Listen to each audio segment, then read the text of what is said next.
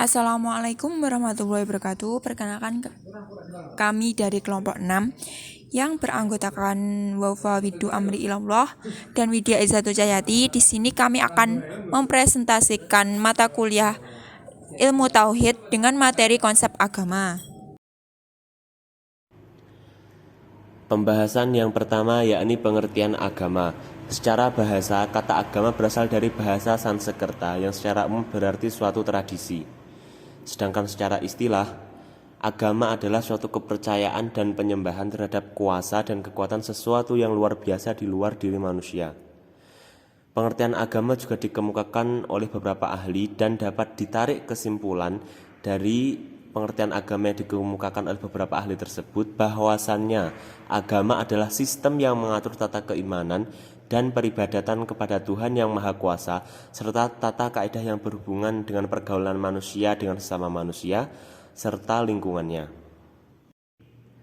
Agama memiliki beberapa fungsi, yaitu yang pertama sebagai pedoman hidup manusia dalam kehidupan sehari-hari baik secara individu maupun kelompok.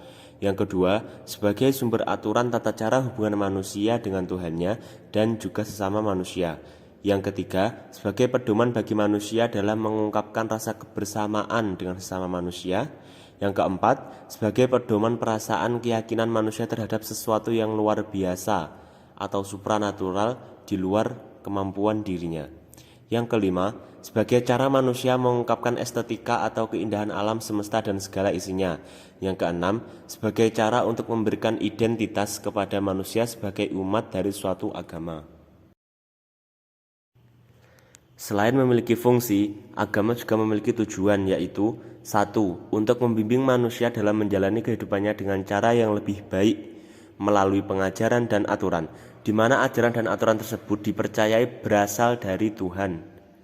Yang kedua, untuk menyampaikan firman Tuhan kepada umat beragama berupa ajaran-ajaran kebaikan dan aturan berperilaku bagi manusia. Yang ketiga, untuk membimbing manusia menjadi individu yang berakal baik dan dapat menemukan kebahagiaan di dunia dan akhirat. Selanjutnya yang terakhir, nomor 4, untuk membuka jalan bagi manusia yang ingin bertemu dengan penciptanya, yaitu Tuhan yang Maha Esa ketika di akhirat kelak atau ketika mati kelak. Kemudian lanjut pembahasan yang kedua, yaitu agama samawi. Agama samawi atau disebut juga agama langit adalah agama yang dipercayai oleh para pengikutnya dibangun berdasarkan wahyu Allah. Kata samawi mengacu pada arti langit, sebab samawi berasal dari bahasa Arab yang berarti langit. Karena Tuhan itu ada di atas langit menurunkan wahyu. Wahyu yang dimaksud di sini bukan sekedar kata-kata gaib atau magis, melainkan berisi hukum dan undang-undang yang mengatur semua tatanan hidup manusia, mulai dari masalah yang paling kecil hingga masalah yang paling besar.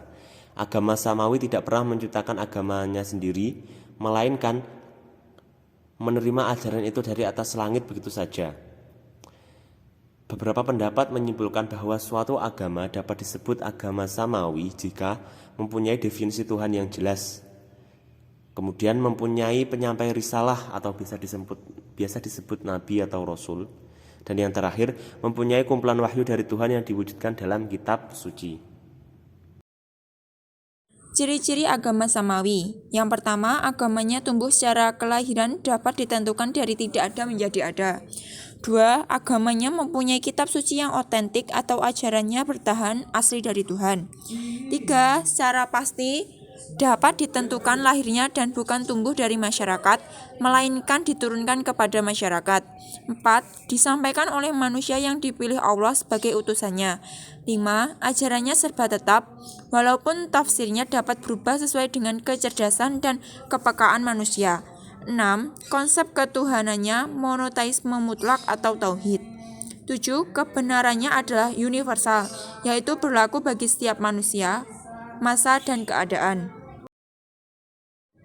3. Agama Watsani.